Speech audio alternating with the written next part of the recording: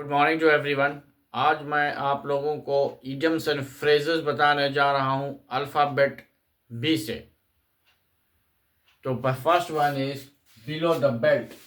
Below the belt means अनुचित रूप से। बिलो द बेल्ट मीन्स अनुचित रूप से। अनुचित रूप से या किसी को हेल्प करना या अनुचित रूप से किसी को तंग करना। तो बिलो द बेल्ट कैसे है? जैसे the police hit the thief below the belt, या फिर हम किसी सरकारी दफ्तर में अपना काम निकलवाने के लिए अनुचित रूप से जो हम इलीगल ग्रेटिफिकेशन या घूस देते हैं वो भी होता है below the belt. Second one is to bend the brow. To bend the brow means नागवार गुजरना या किसी पर गुस्सा होना, तो उसको बोलते हैं बेंड द ब्रो, नापसंद होना।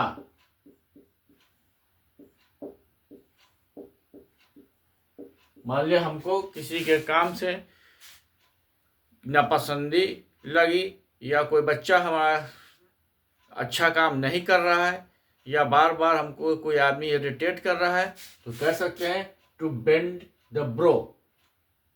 Beside the mark.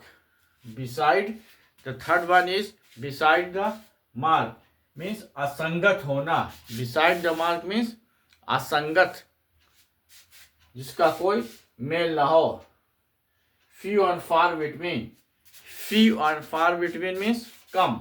few and far between means come. beside the mark असंगत।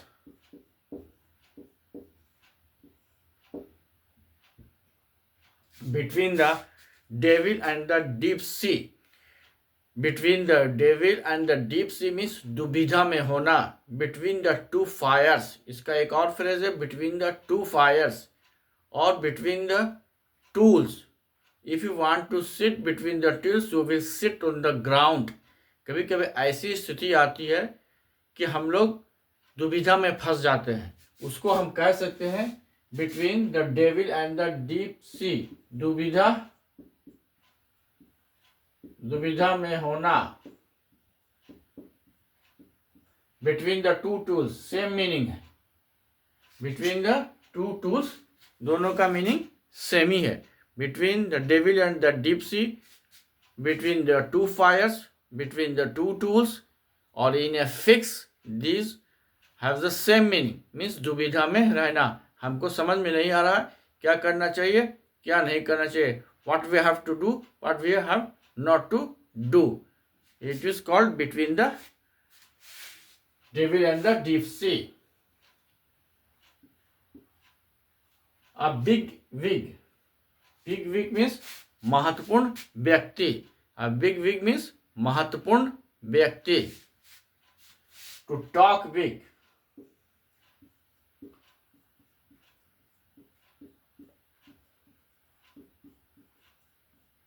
to talk big means अपनी बात को टॉल क्लेम भी कर सकते हैं, इसको हम टॉल क्लेम करते हैं। Some people nowadays to talk big means जितना है नहीं उससे ज़्यादा अपने आप को या किसी घटना को बढ़ा चढ़ाकर बताना।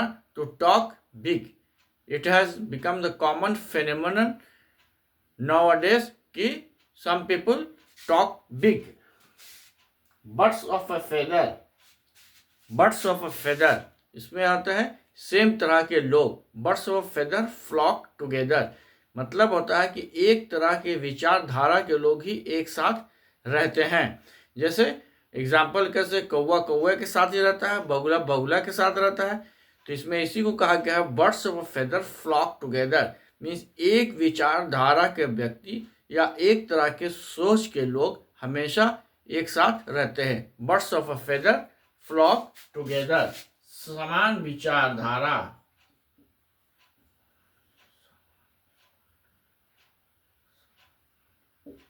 विचारधारा या सोच birds of feather flock together mean एक तरह की विचारधारा या एक तरह के सोच के लोग ही एक साथ रहते हैं, इसको हम कहते हैं birds of feather flock together. Now take a screenshot and if anybody is having any confusion, then you may see 2 to 3 times.